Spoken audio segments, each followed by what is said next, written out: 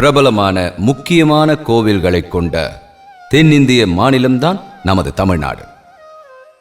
தமிழ்நாட்டில் முக்கியமான நகரமான சேலத்தை கோவில்கள் கொண்ட நகரம் தான் பொதுவாக சொல்லுவாங்க.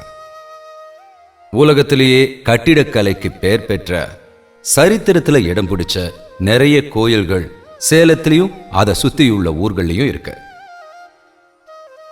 இதுல தனித்துவமான ரொம்ப அழகான பிரம்மாண்டமான கோவில் தான் சேலம் மாவட்டத்தில் அரியானூர்ல இருக்கிற 1008 லிங்க கோயில்கள். தமிழ்நாட்டில் ரொம்ப பிரம்மாண்டமான அழகா இருக்கிற கோவில்கள் இதுவும் ஒண்ணு. இது சிவபெருமானுக்காக கட்டின கோவில். இந்த கோவிலுக்கு நடுவுல கருவறையில இருக்கிற லிங்கத்தை சுத்தி தான் 1007 சிவலிங்கங்களும் அமைஞ்சிருக்கு. இது இந்த கோவிலோட சிறப்பம்சம். சிவபெருமானுடைய வாகனமான நந்தி பகவான் இங்க எல்லா இடத்துலயும் அமைஞ்சிருக்காரு.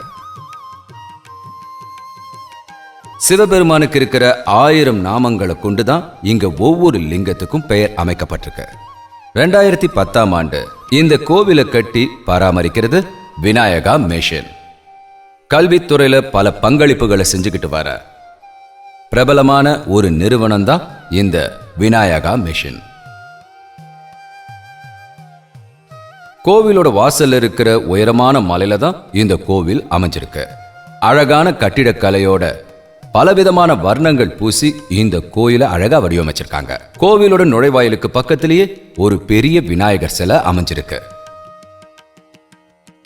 இந்த கோவில் இயற்கையால சூழப்பட்டு உயரமான சங்ககிரி மலை தொடர்களும் இந்த கோவிலுக்கான அழக மேன்மேலும் அதிகப்படுத்துது. இந்த கோவிலோட பல்வேறு பகுதிகளில் முருகப்பெருமானோட சிற்பங்களும் பல்வேறு தெய்வங்களோட சிற்பங்களும் இடம்பெற்றிருக்கு.